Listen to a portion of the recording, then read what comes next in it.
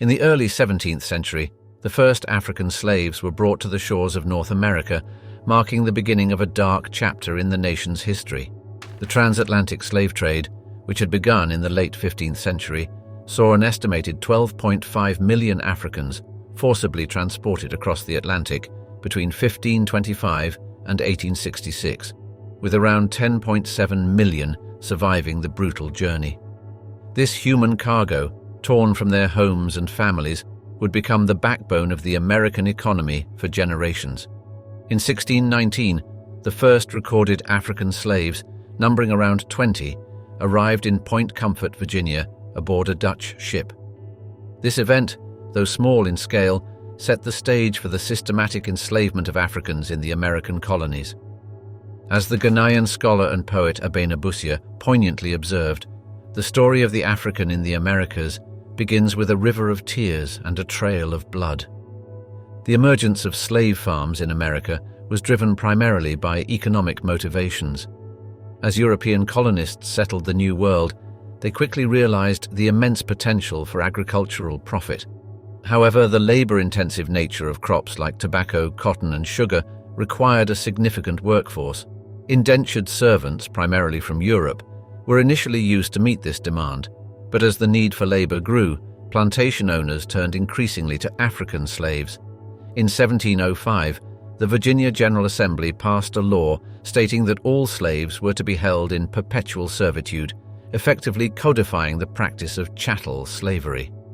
This legislation was a response to the growing demand for cheap labor and the perceived need to maintain strict control over the African population.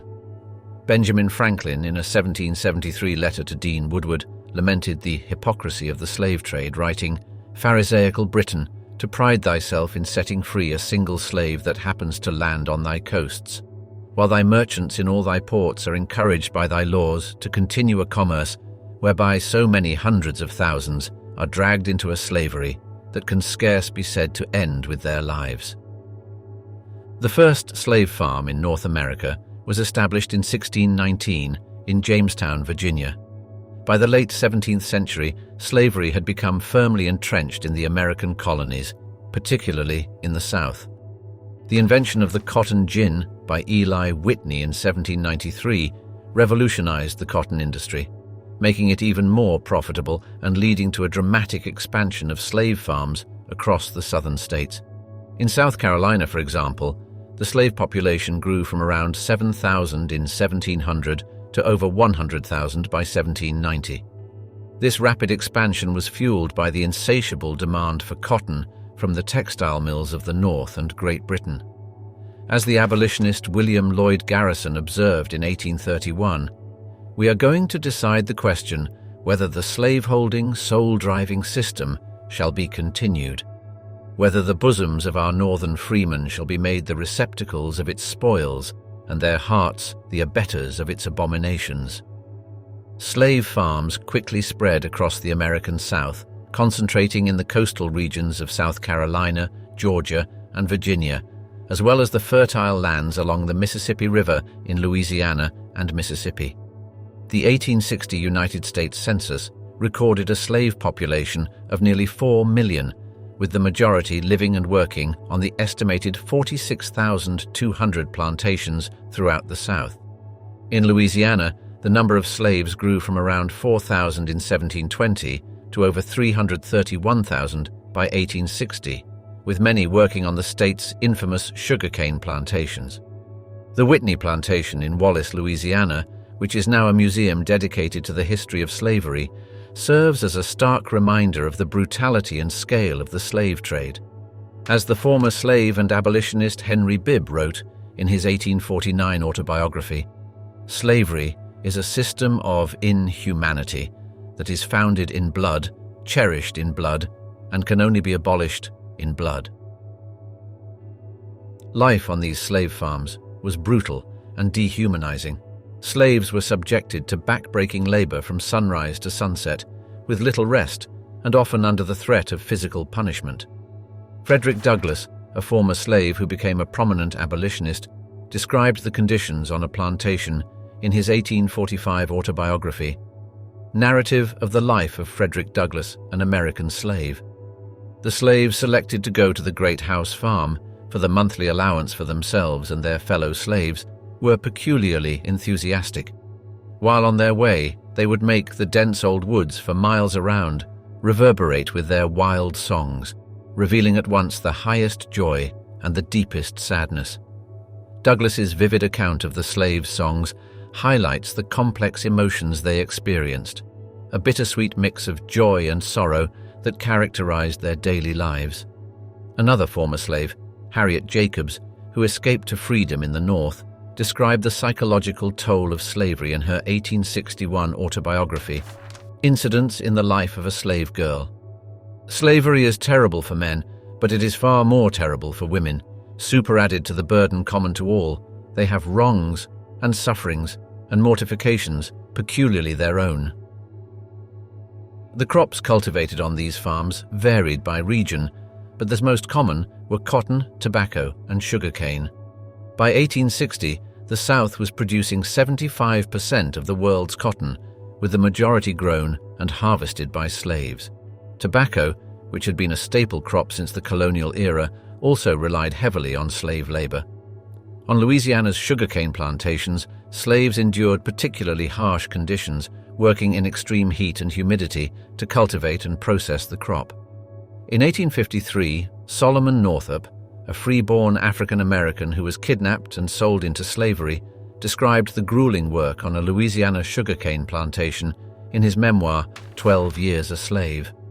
The hands are required to be in the cotton field as soon as it is light in the morning, and with the exception of 10 or 15 minutes, which is given them at noon to swallow their allowance of cold bacon, they are not permitted to be a moment idle until it is too dark to see, and when the moon is full, they oftentimes labor till the middle of the night. Northup's account underscores the unrelenting nature of slave labor and the inhumane conditions endured by those forced to work on these plantations. The economic impact of slave farms on the American economy was immense. By 1860, the value of the South's slave population was estimated at $3 billion, equivalent to nearly $75 billion today. Slave-grown crops accounted for more than half of all U.S. exports, and the textile mills of the North and Great Britain relied heavily on slave-picked cotton. This economic dependence on slavery made the issue of abolition a contentious and divisive one, ultimately contributing to the outbreak of the American Civil War in 1861. In an 1854 speech, the abolitionist Wendell Phillips declared, "The North has nothing to do with slavery, so they say, but slavery has something to do with the North. It enters into its politics, deranges its industry, makes cowards of its public men, corrupts its churches, hardens the hearts of its people, and lowers the standard of its morality." Shadows of the Plantation, the harrowing reality of enslaved life in America. As the first rays of sunlight crept over the horizon, the enslaved people of the American South were already toiling in the fields.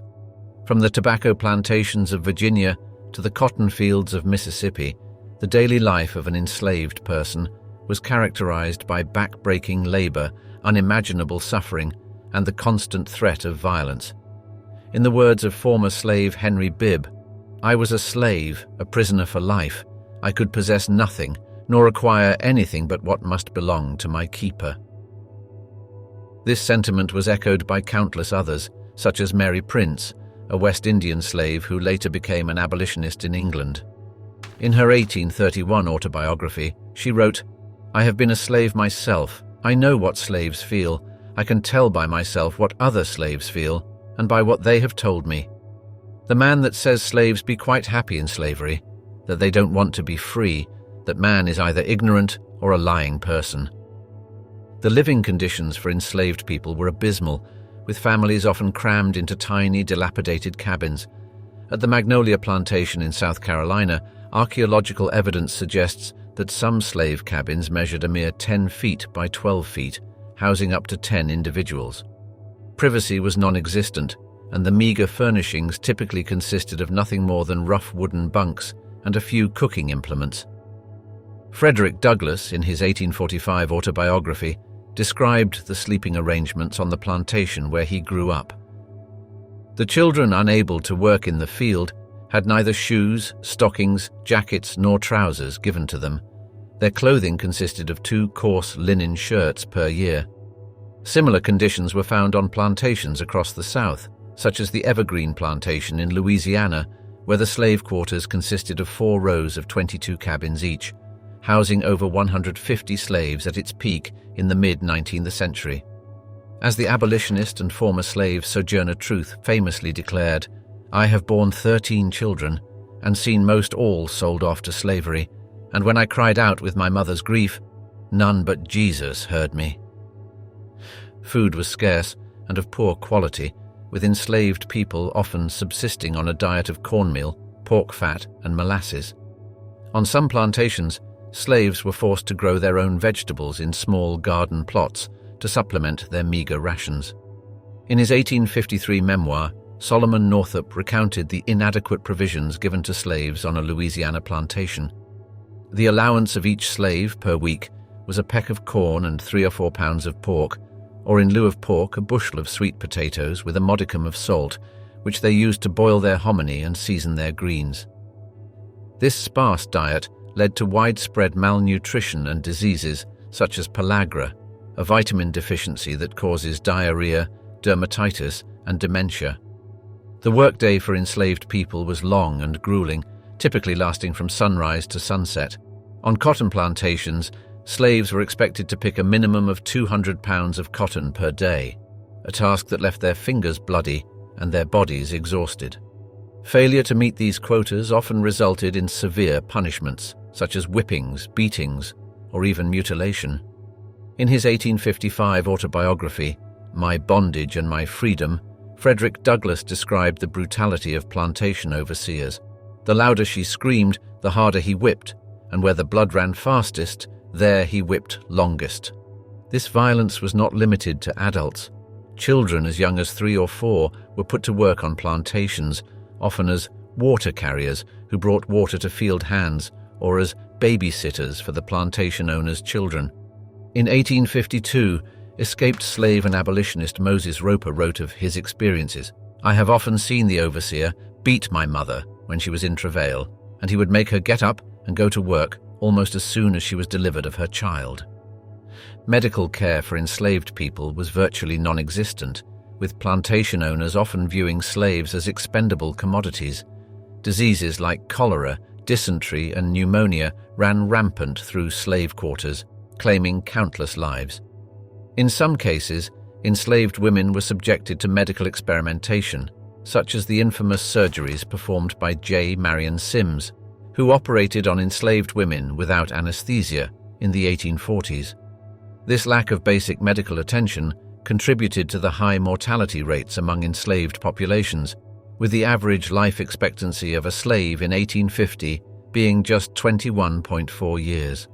On some plantations, the infant mortality rate was as high as 50%.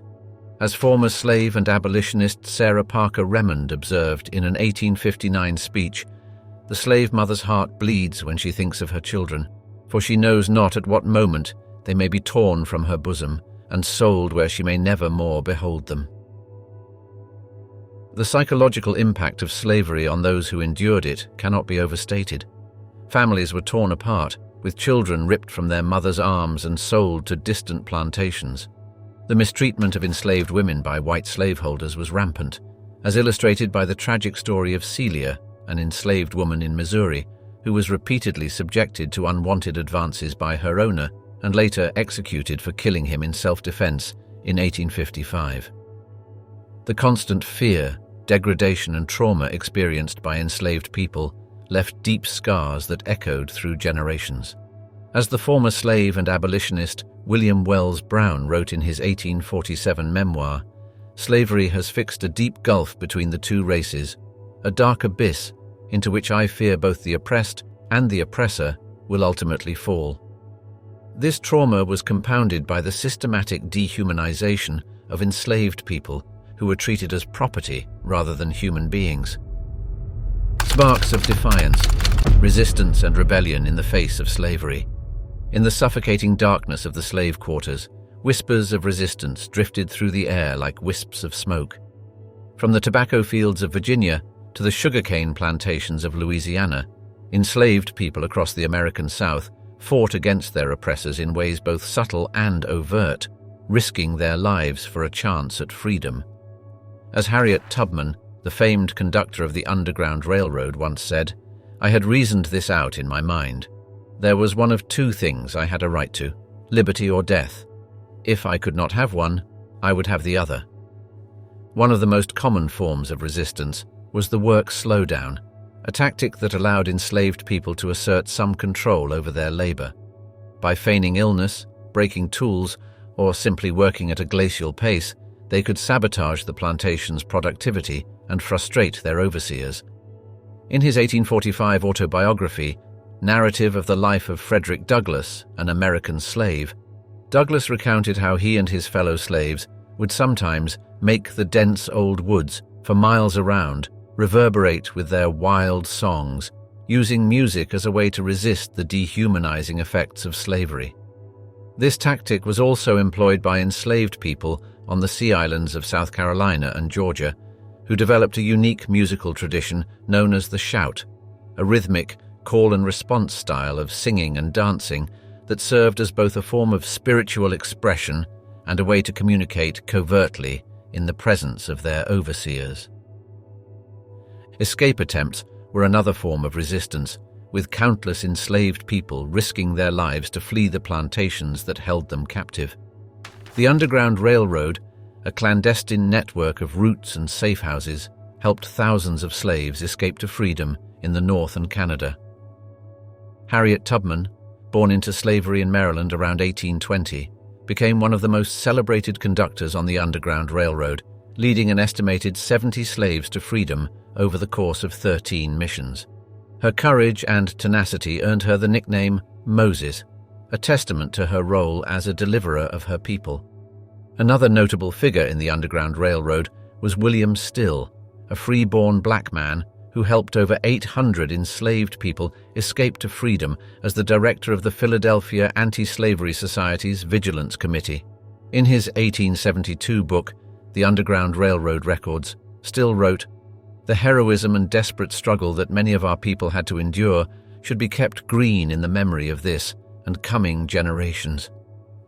While individual acts of resistance were common, enslaved people also staged larger-scale revolts and rebellions that shook the foundations of the slaveholding South.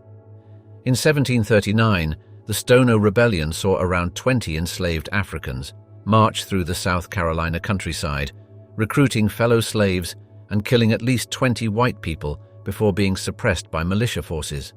The rebellion, which lasted for several days and covered over 20 miles, struck fear into the hearts of white slaveholders and led to the passage of even more oppressive slave codes. The rebels, led by a man named Jemmy, were heavily influenced by the Catholic teachings they had been exposed to in the Spanish colony of Florida, where many had been previously enslaved.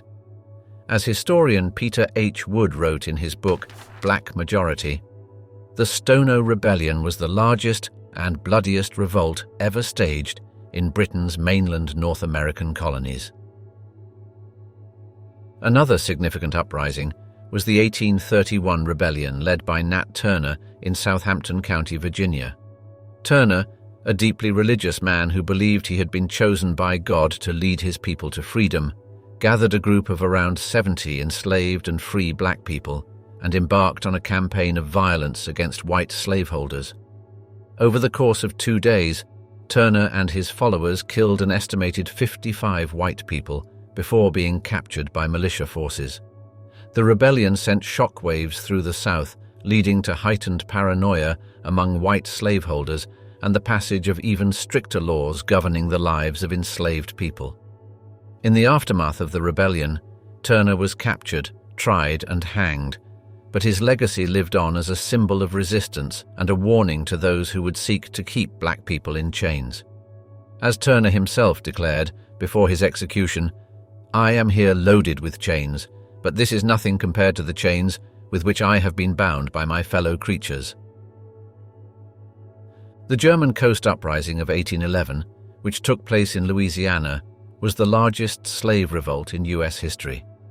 Led by Charles Deslandes, an enslaved man originally from Haiti, the rebellion involved an estimated 200 to 500 slaves who marched on New Orleans with the goal of establishing an independent black republic. The rebels, armed with cane knives and makeshift weapons, burned plantations and killed several white people before being brutally suppressed by militia forces. In the aftermath of the uprising, over 100 slaves were killed, many of them beheaded and their heads displayed on pikes as a warning to others. The rebellion was heavily influenced by the Haitian Revolution of 1791 to 1804, which saw enslaved people overthrow their French colonial oppressors and establish the first independent black republic in the Americas. As one of the rebel leaders, Cook declared during the uprising, "We will show these whites that we are men, not beasts of burden." Despite the brutal reprisals that followed these rebellions, the spirit of resistance could not be extinguished. As William Wells Brown, a former slave and abolitionist, wrote in his 1847 memoir, "The slave has been deprived of his rights, his liberty, and even his name. He is a thing, a chattel personal, a piece of property, a marketable commodity. And yet he is a man, with all the attributes of manhood and all the feelings and affections of humanity." This sentiment was echoed by Maria Stuart, a free black woman who became one of the first women to speak publicly against slavery in the 1830s. In an 1833 speech, she declared, "O ye daughters of Africa, awake, awake, arise, no longer sleep nor slumber, but distinguish yourselves. Show forth to the world that ye are endowed with noble and exalted faculties." The chains that built an economy, slavery's central role in America's rise. In the sweltering heat of the southern sun, the rhythmic sounds of pickaxes and shovels reverberated through the sprawling cotton fields. From sunup to sundown, enslaved men, women, and children toiled under the watchful eyes of overseers, their labors fueling the economic engine that would propel the United States to global prominence.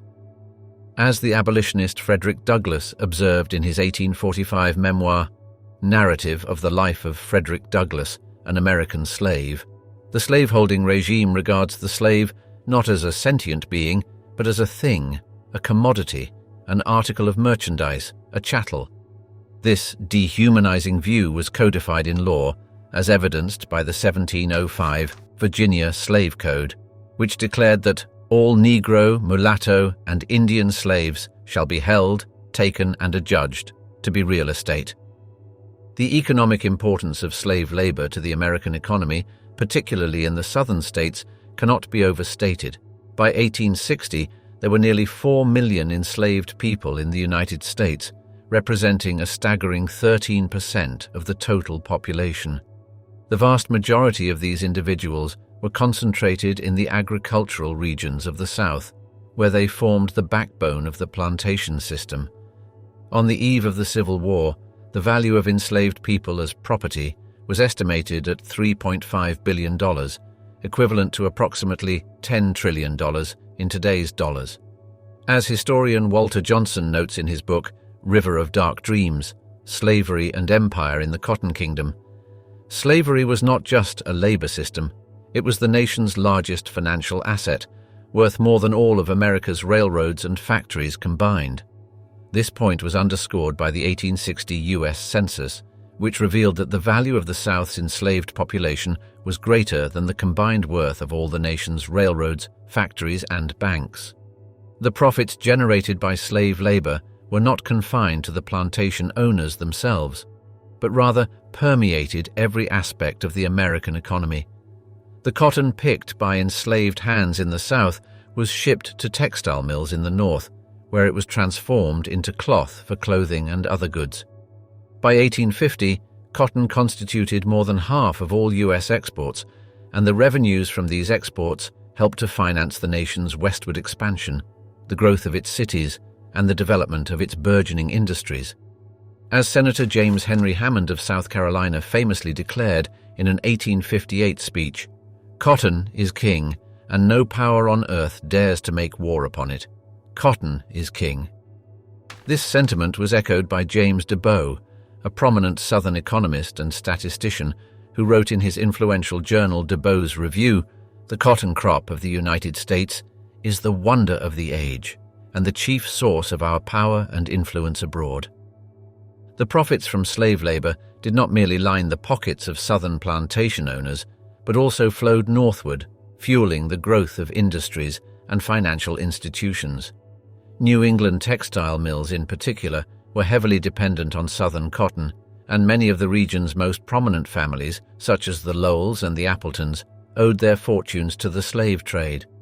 As historian Eric Foner notes in his book, The Fiery Trial, Abraham Lincoln and American Slavery, the slave economy of the Southern states had ripple effects throughout the United States, with plenty of merchants in New York City, Boston, and elsewhere profiting from the slave trade and investments in slave-powered industries.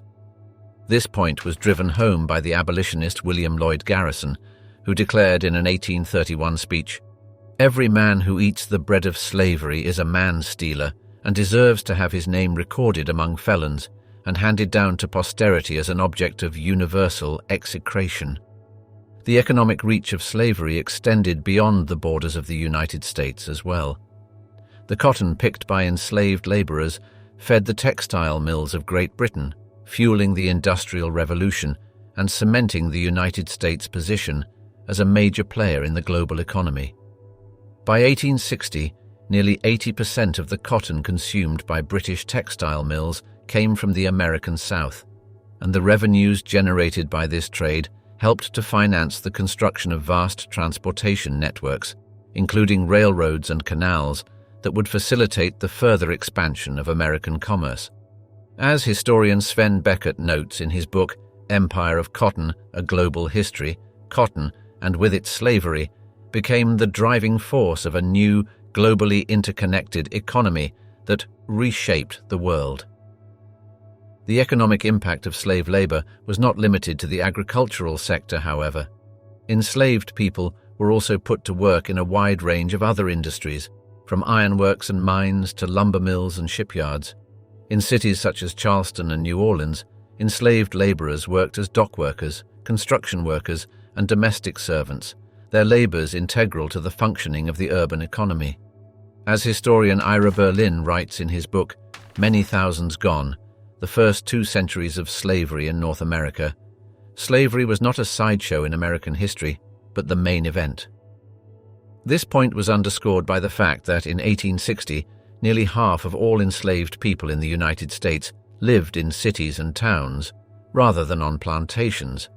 The profits generated by slave labor helped to create a small but immensely wealthy class of plantation owners who wielded enormous political and economic power. These individuals, known as the slaveocracy or the plantocracy, dominated Southern society and politics, using their influence to shape national policies on issues such as tariffs, banking, and westward expansion. As South Carolina Senator John C. Calhoun declared in an 1837 speech, "I hold that in the present state of civilization, where 2 races of different origin and distinguished by color and other physical differences, as well as intellectual, are brought together, the relation now existing in the slaveholding states between the two is, instead of an evil, a good, a positive good." This view was echoed by Mississippi Senator Albert G. Brown, who declared in an 1858 speech, "I believe that slavery is a positive good, that it is a necessary institution, that it is the only relation which can exist between the 2 races, and that it is the duty of every Southern man to maintain and defend it." The economic importance of slavery was not lost on those who sought to abolish the institution. In his 1854 book, Slavery and the Internal Slave Trade in the United States, abolitionist Theodore Dwight Weld wrote, "The blood of the slave is the seed of the cotton plant, and all its profits are steeped in the sweat and tears and blood of the bondman." This sentiment was echoed by Frederick Douglass, who declared in an 1852 speech, "The slave is the foundation of our commerce, the cornerstone of our republicanism. He is the sinew of our strength, the bone of our prosperity." The abolitionist movement gained momentum in the 1830s and 1840s as activists such as William Lloyd Garrison, Harriet Beecher Stowe, and Sojourner Truth worked to expose the brutal realities of slavery and galvanize public opinion against the institution. The economic impact of slavery would ultimately prove to be a double-edged sword for the United States. While the institution generated immense profits and fueled the nation's rise to global prominence, it also sowed the seeds of regional division and conflict that would eventually lead to the Civil War.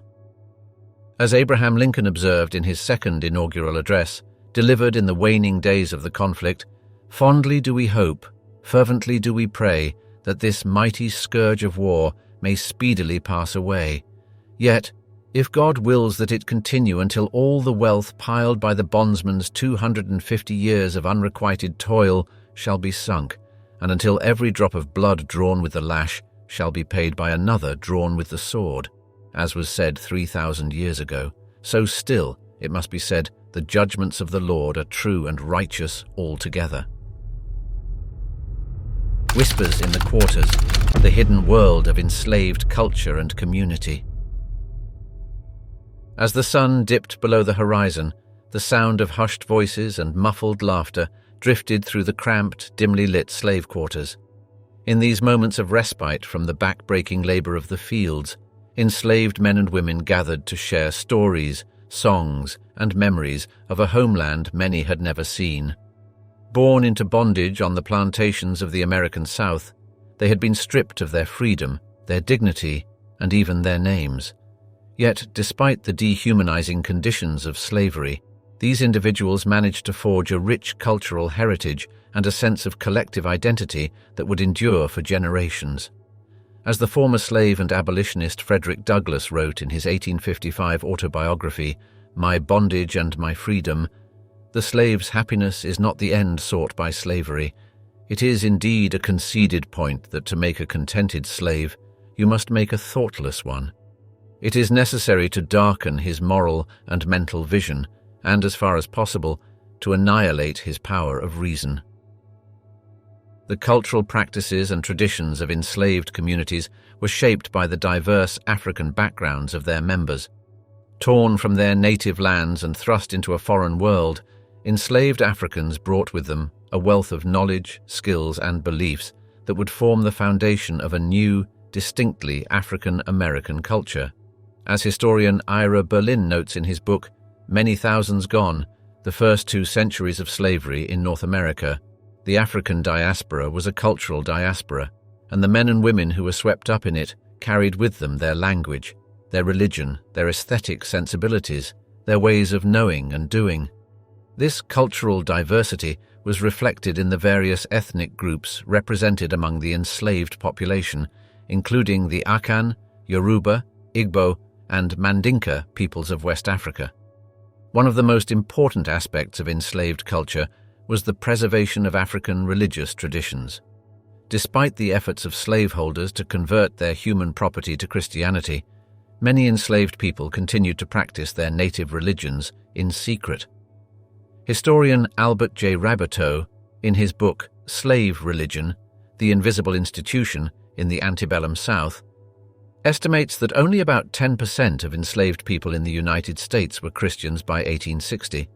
The rest maintained a rich spiritual life, rooted in African traditions such as Vodun, Santeria, and Conjure.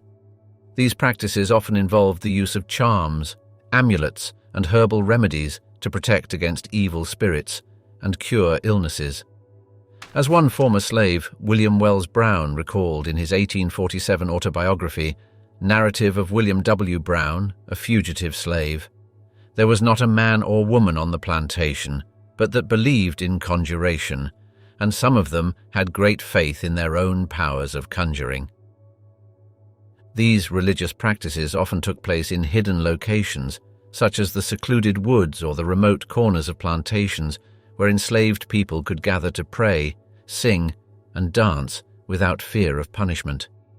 These gatherings, known as brush arbor meetings or hush harbors, provided a rare opportunity for enslaved people to express themselves freely and connect with their spiritual traditions.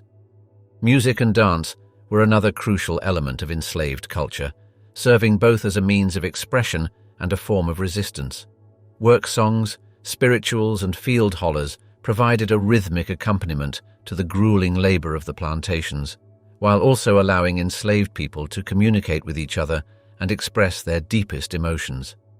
As historian Lawrence Levine writes in his book Black Culture and Black Consciousness, the spirituals are full of coded messages of double meanings, of metaphors which not only describe the slaves' relationship to God, but their relationship to their masters and to the institution of slavery itself. Songs like Steal Away to Jesus and Wade in the Water contained hidden messages about escape and resistance, while others like Swing Low, Sweet Chariot, and Sometimes I Feel Like a Motherless Child expressed the profound sorrow and longing of the enslaved experience. Enslaved people also used music and dance to preserve their African heritage and create a sense of community. In the late 18th and early 19th centuries, enslaved Africans in New Orleans gathered on Sundays in the city's Congo Square to dance, sing, and play traditional African instruments such as the banjo and the drum. These gatherings, which drew both enslaved and free people of color, helped to keep African cultural traditions alive and provided a rare opportunity for social interaction and self-expression. As one observer wrote in 1819, the African slaves meet on the green by the swamp and rock the city with their Congo dances. Similar gatherings took place on plantations throughout the South, where enslaved people would come together to perform the ring shout, a rhythmic circular dance that incorporated elements of African spirituality and European folk traditions. Family and kinship networks were another critical aspect of enslaved culture and identity. Despite the constant threat of separation through sale, enslaved people formed close-knit communities based on shared experience, cultural traditions, and blood ties. Extended family networks, often stretching across multiple plantations, provided a sense of belonging and support in the face of unimaginable hardship. As historian Herbert Gutman notes in his book, The Black Family in Slavery and Freedom, 1750 to 1925, the most significant social unit in the slave quarters was the family household, defined as a group of people who regularly shared a common residence and common food supply. These households often included multiple generations of family members, as well as fictive kin, who were not related by blood but had been informally adopted into the family. The importance of family in enslaved culture is reflected in the naming practices of enslaved people.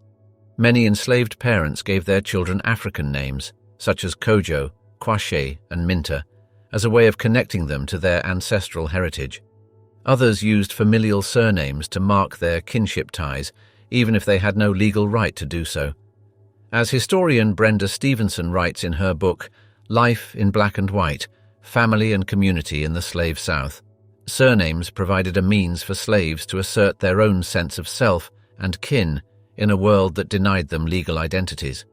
This practice is exemplified by the story of Sojourner Truth, who was born into slavery in New York in 1797 with the name Isabella Baumfree, but later chose the name Sojourner Truth to reflect her new identity as a free woman and an activist for abolition and women's rights.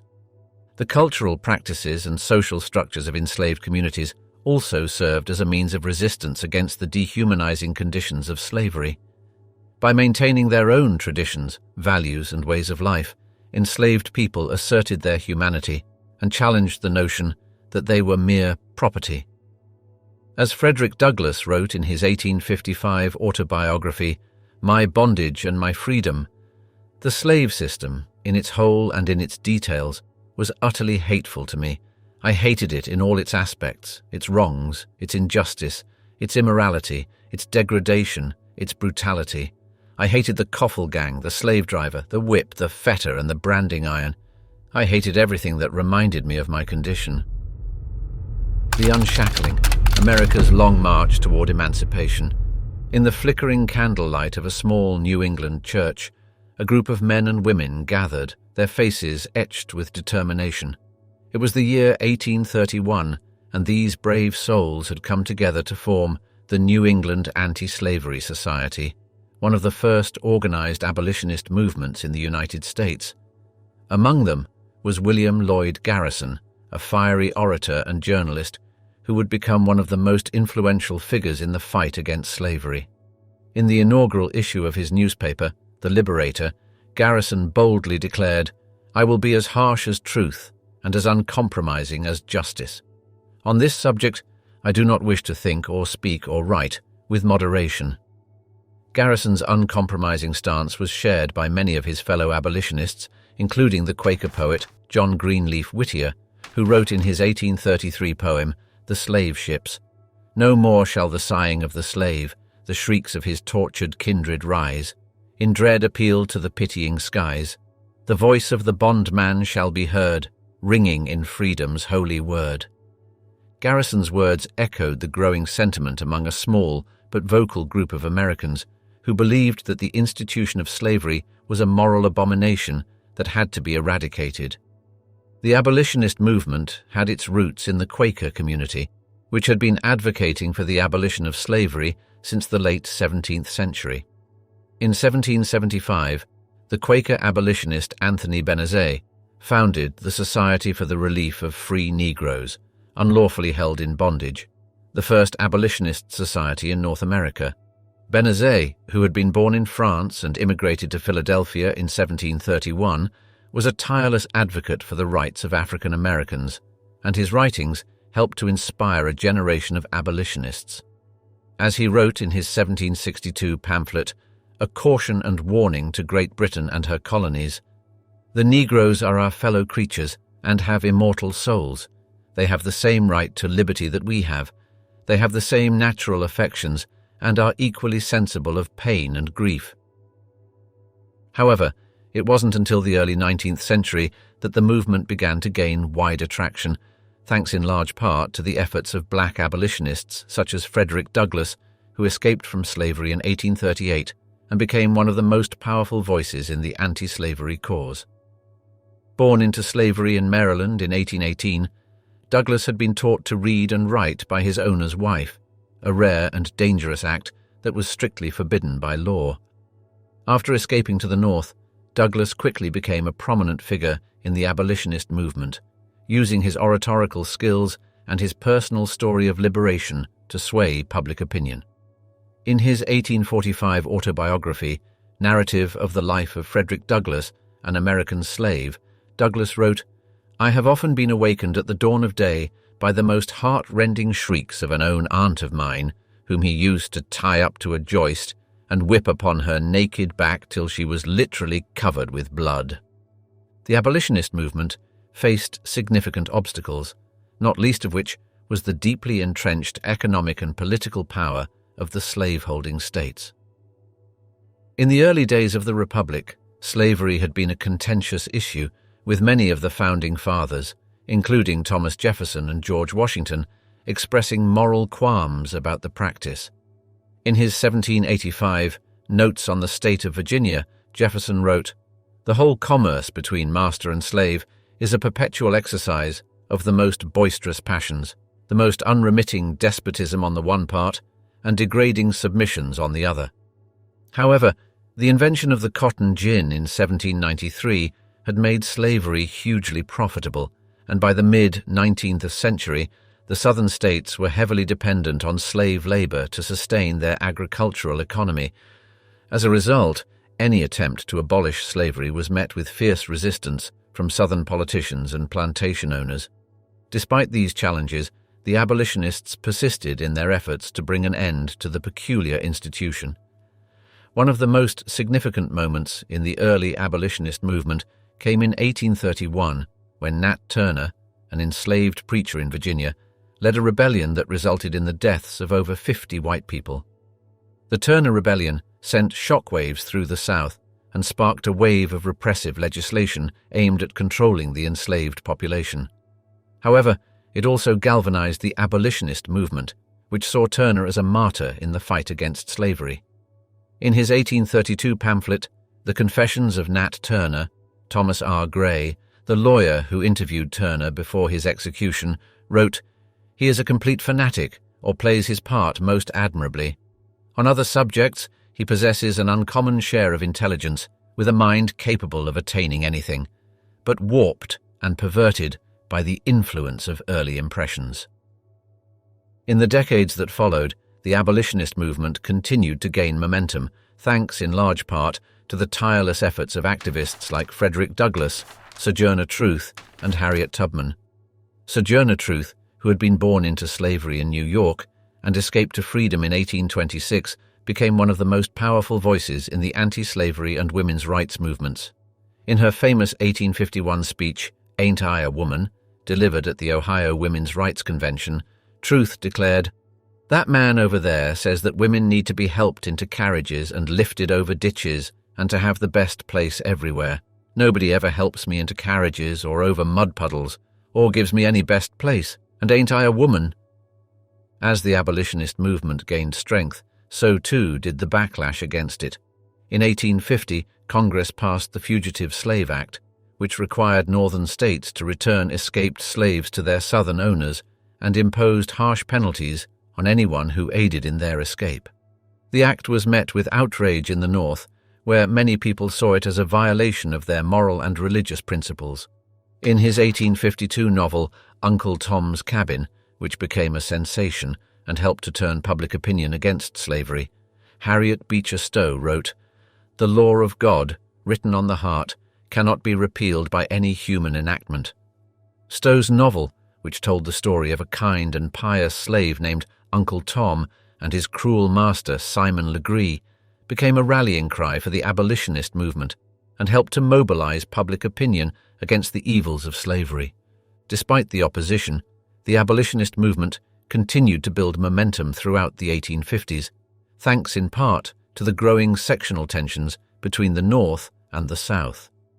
In 1854, Congress passed the Kansas-Nebraska Act, which allowed the residents of those territories to decide for themselves whether to allow slavery.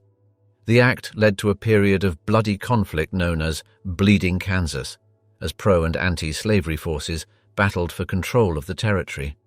The violence in Kansas, along with the ongoing debate over the expansion of slavery into new territories, helped to fuel the rise of the Republican Party, which was founded in 1854 on a platform of opposition to slavery. As the party's first presidential candidate, John C. Fremont declared in his 1856 campaign slogan, "Free soil, free speech, free labor, and free men." The election of Abraham Lincoln as president in 1860 marked a turning point in the struggle over slavery.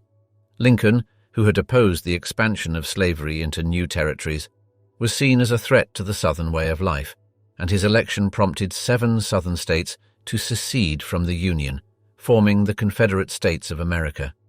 The Civil War that followed would ultimately lead to the abolition of slavery, thanks in large part to Lincoln's Emancipation Proclamation of 1863, which declared that all slaves in rebel states were forever free. As we delve into the history of slavery farms, it's vital to remember the names and faces of those who endured unimaginable hardships. From the harrowing tales of Harriet Tubman's courageous escapes to the poignant words of Frederick Douglass, "If there is no struggle, there is no progress." These stories remind us of the resilience and strength of the human spirit. Reflecting on this dark chapter, we honor their memory and vow to learn from the past. Thank you for joining us on this journey. Until next time, stay curious, stay informed, and never stop seeking justice. Goodbye.